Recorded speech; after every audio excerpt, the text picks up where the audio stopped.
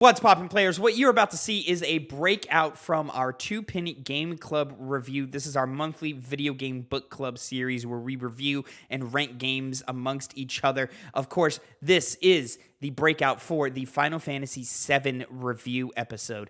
I'm going to break out each of our own individual perspectives out. Please go watch them all, and please go watch the full review. The link is down in the description down below. But first, to get us started, my thoughts on Final Fantasy VII. Final Fantasy VII is a fantastic game. It really is. It's awesome. I adore it so much, and this playthrough it's just solidified that even more for me. I really love this game. But it is far from a perfect game. Very far from a perfect game. It's got a lot of flaws. But I think usually I try to start with the positive, and then I'll get to the negative of the game on the back end. This time I'm going to do it in reverse. I'm going to start with the negative because I don't think I have that much negative to say about the game, and then I want to end with praise. So the biggest standout about this game and its biggest problem is that it aged like milk. It is quite possibly the ugliest game we've played in this series so far. It does not look good.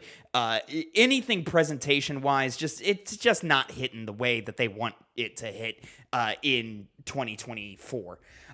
There are, of course, still certain standout scenes that still hit quite well. The ones where they want you to feel something, you feel something. But anytime they try to, break the tension with comedic things or comedic scenes, it doesn't play, it doesn't work. The game tries to be funny in a lot of moments, and it's just not.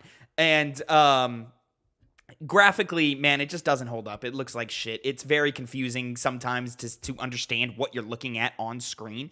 And I think it feeds into the level design, where the level design of the game is pretty bad. It's pretty abysmal. Like, you very often are not quite sure where to go.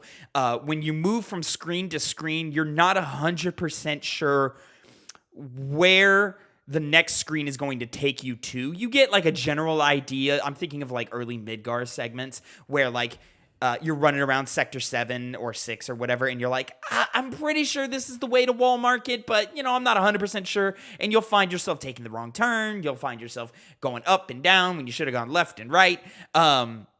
Very often on screens, it's so like just janky and muddled looking, and the way the characters move on it to where the pre-rendered backgrounds don't match with how the characters are moving. So there are times where you think you need to go left and you actually need to go down. I think the most prime example of this is crawling up the wall in Wall Market is confusing as hell.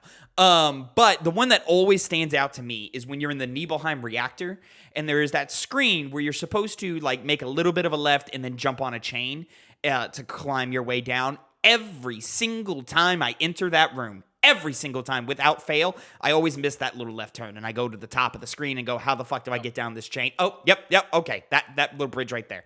The UI is atrocious. I feel like I'm playing Mickey Mouse Word document simulator. It's just ugly, and it just doesn't work. And the little floating hand is distracting, in my opinion.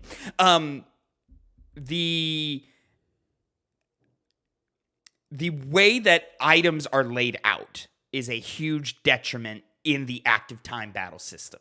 You end up scrolling through dozens of items to find one specific thing that you need. Whether you organize it or not, you're going to have to do this at some point.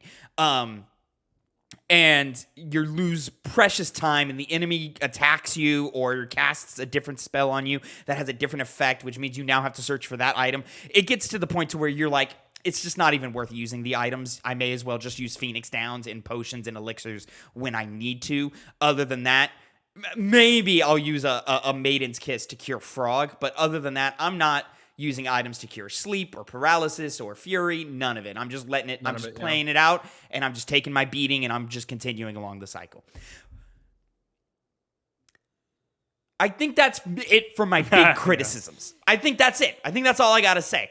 I've got smaller criticisms of the game, which, I have, a little bit more gray feelings on. For example, I think the plot of this game is awesome. And I think the characters are super lovable and memorable and charismatic. But I think the writing of the game, the moment-to-moment dialogue writing of the game is not very good. Now, this could be a translation issue. This could be just how the writers of video games happened in 1997. You have very few examples of good writing in games. And as you get deeper into the game, I think my biggest problem with it is that the characters lose their character and they start just becoming support pillars for Cloud, with a few exceptions. Tifa, I think for the most part, kind of keeps her character. Barrett comes in and out of it, where like sometimes he'll pop out and be himself and then sometimes he won't. Everybody else in the party just kind of becomes a support pillar for Cloud. And when Cloud isn't that interesting of a personality and is more of a self-insert for the player, having your other characters fade and just become support pillars for this character who's not interesting makes them all uninteresting in the long run. But again, for the most part, all of their personalities break through and you love them and you have an idea of who these characters are in your head and you love that idea of them. With one exception. Yeah, with one exception. We'll get there. Those fucking piece of shit. But again, is it really one exception with you, Tavin? I thought you didn't like more than just one. There's two. There's a solid two. I know what the second one is. I don't like. I know what the second one is. But the plot is fucking cool.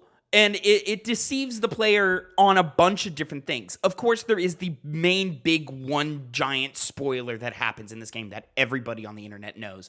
But there's a bunch of other spoilers that are just as, if not more important than that one. And we'll get into that in a little bit. This is not going to be a spoiler-free conversation, by the way. Like, spoilers will happen.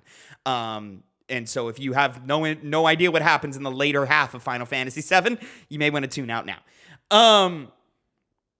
But the plot is fucking cool. The world building, the atmosphere, the feeling of just exploring the world of Final Fantasy VII captures my interest every single time. It's awesome. Even past how ugly some of the scenes are, even past how ridiculous the presentation of the characters' models can be, past all of that, just the world and the atmosphere of Final Fantasy VII, exploring Midgar, exploring the open world, coming across the weapons and coming across each individual town. It's just a joy to go through every single time. The battle system, I think, with the exception of how the items are pretty much useless because you lose too much time scrolling through your menu. With the exception of that, the battle system's really fucking cool. Active time battle is one of my favorite ways to do turn-based combat, just because it keeps you in the fight. You're absolutely always interested in what's happening. And then match that with the materia system, which allows you to basically free build your party however you want. And there's a lot of just creativity and ways that you can build it out, to the point to where, like, just earlier this week, I went into Connor's room and I was like, oh, you have Cloud being your healer. That's interesting. And he goes, yeah, I always have Cloud be my healer. And I'm like, oh, that's fascinating. I didn't say that. Oh, no? I in this playthrough, yes. In past playthroughs, I did it differently. Yeah. But, like, overall, I always walk away with Final Fantasy VII feeling like, wow, that's such a lovely game, and I have so many great feelings about it, despite some of the elements of the game that don't work, especially in 2024. I think the sum is greater than its parts, and just overall, it just elevates it to being one of the greatest games of all time. This is my third time playing the game in as many years, and it was a little bit going through the motions in the beginning, but eventually I found my groove, and I was like, you know what? No, I just love this game so much.